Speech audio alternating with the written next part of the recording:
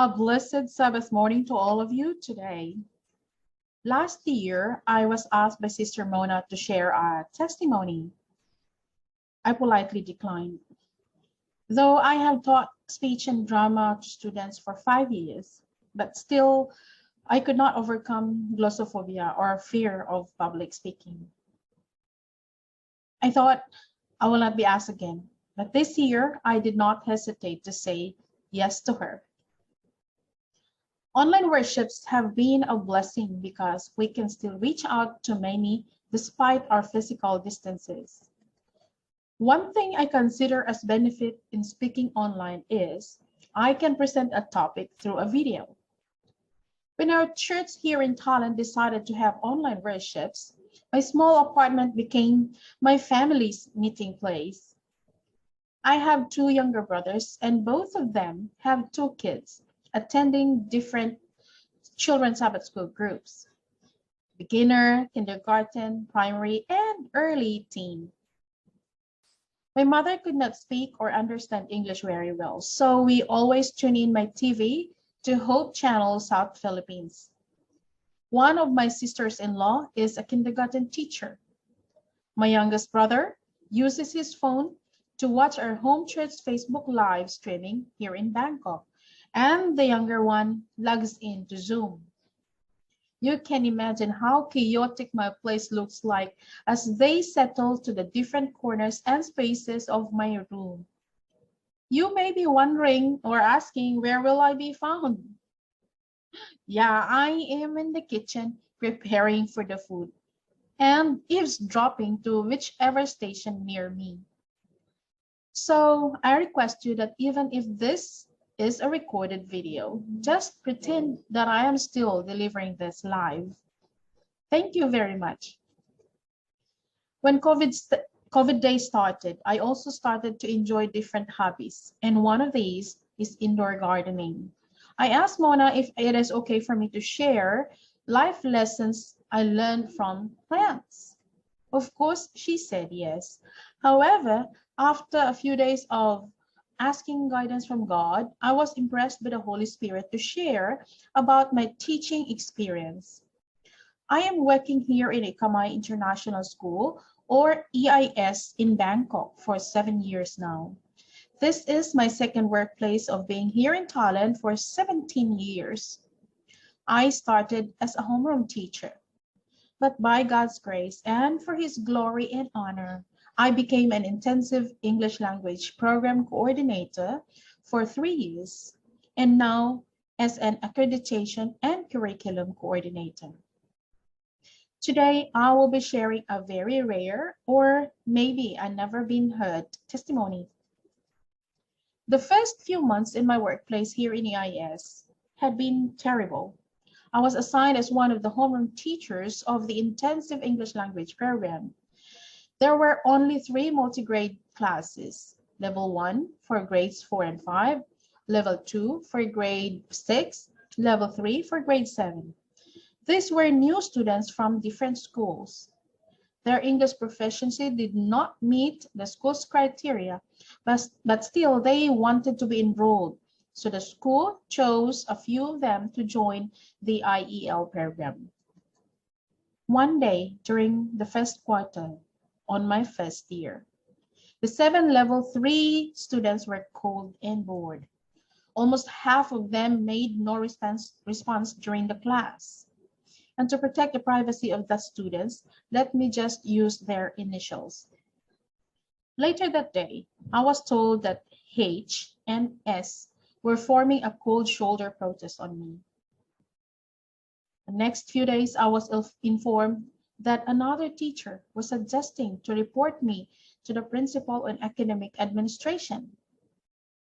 They said they could not understand and they didn't like me teaching. They wanted to have another teacher. This left me totally sad. The cold shoulder treatment went for days and days. Every time my alarm beeped in the morning, I felt like my nerves were shaking.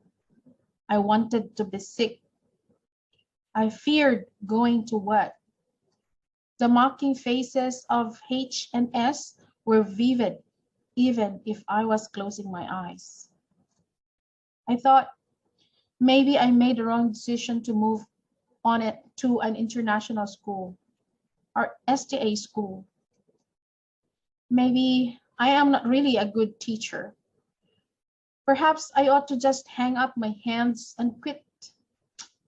Maybe I should just face the fact that I really failed as a teacher. This was how it went and how I felt during the first semester.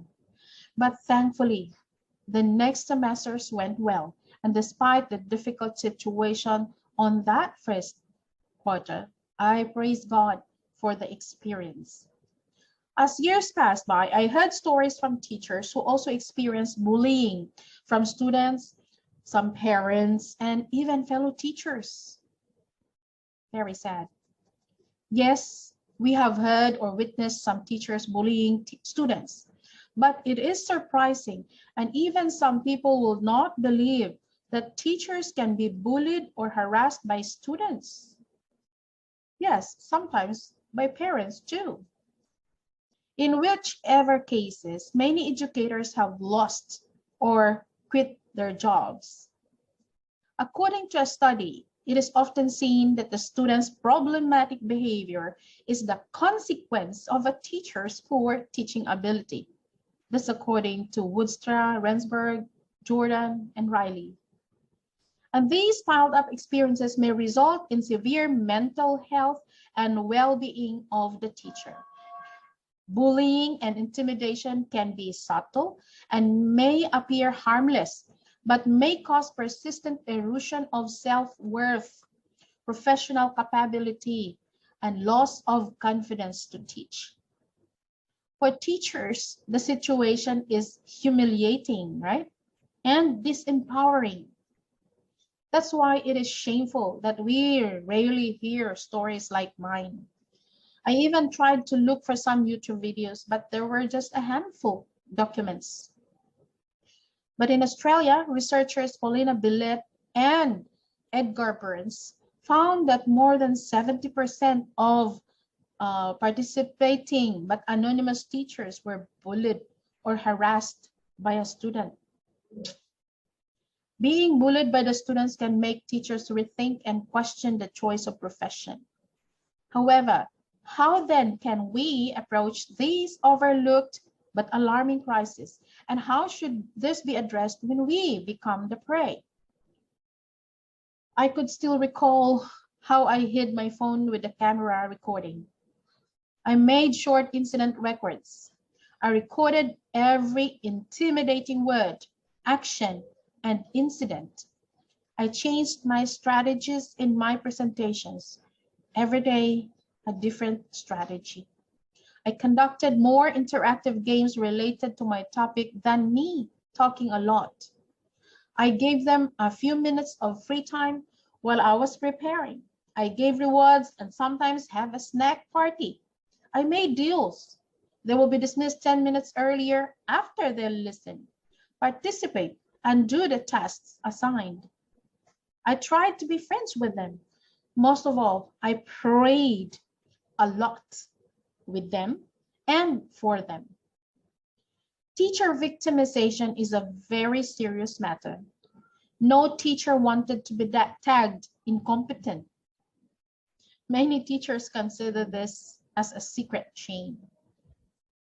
One day, it also came to my realization that when the greatest teacher, Jesus Christ, was here on earth, he also experienced extreme bullying to the extent of him being crucified on the cross.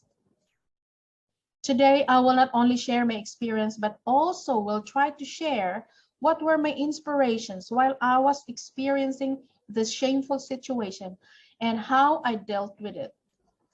Thankfully, I was able to open this up to a prayerful person, and without shame, I was able to burst my frustrations, my tears, and he had full ears listening to me.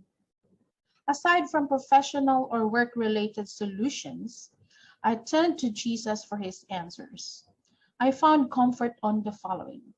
Number one, or firstly, I found it in the Sermon on the Mount, the Beatitudes. I will cite just two.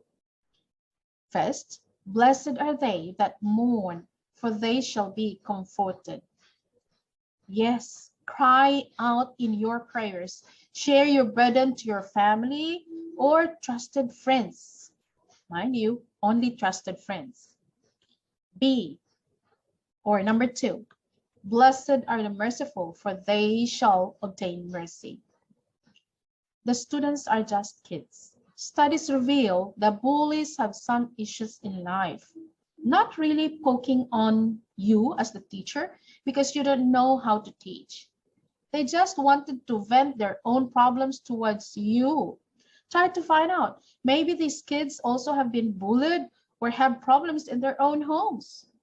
I was able to find out that even in grade 8 already, my Japanese student, Miss S, has been constantly spanked by her stepdad for small mistakes, and she must sleep around midnight or even later studying and memorizing hundreds of Japanese words. When she came to open up with me later, okay, after a few days already, or next semester, I mean, she treated me differently. There were many instances that she stayed up late at school and called her stepdad to talk to me to prove that she is with me. Number two, Jesus said, love your enemies. If someone slaps you on the right face, turn to him the other cheek also. I am not sure if you will agree to me that some of the teachers bully the students because these students tried to bully them. These teachers would like to teach the students lesson and let them know who is in authority. But we know that teaching the students who is in charge of the class or who is more superior should not be done harshly. And I am not also saying that we need to take the saying literally, that if your student will hit you with a chopstick, you will still allow him to hit you with a tennis racket. We know that there is a proper, professional, and loving way of dealing with the incident. During that time, I tried to talk to my students heart to heart. Ask them on our expectations, their expectation and my expectation, and how we can work together well. I showed love. I showed that I care for them. I thank God because it paid off. Number three, when Jesus was hanging on the cross, he cried out to his Father to forgive them, for they know not what they were doing. Again, fellow missionaries, brothers and sisters, the students need direction. Show them the way, guide them, lead them to Jesus. Live as what Jesus expects us to live. There are so many other answers we can get from Jesus as we deal with this type of situation. I also thank God for Apostle Paul's experiences, which reminded me not to lose heart. To give you an update, Miss S and Mr. H were still in the main problems of the next with the next teachers until high school. But 3 years ago, I was walking out of the campus. I heard someone calling behind me. I was not able to recognize this Indian-looking and smiling guy. Guess who? Mr. H. Yes, Mr. H has grown up in stature. We chatted a little bit, and he told me that his grades has gone better after repeating grade 8. He was grade 7 with me at that time. He said that he is behaving well now. I wanted to remind him of what he has done to me, but instead I told him that I am very happy and proud of him. I was surprised. He gave me a hug. We parted happily. My eyes were swelling, thanking God for this boy. I know it is hard because it has been an ongoing issue for many teachers around the world. silently, secretly. But every year is not the same, teachers. Everyone here who are listening. If you are experiencing it now, continue doing your best, caring for each of the students, and the best years will surely come. I would like to leave you with Paul's reminder in 2 Corinthians chapter 4, verses 8 to 9. I'm sure you are very familiar with this.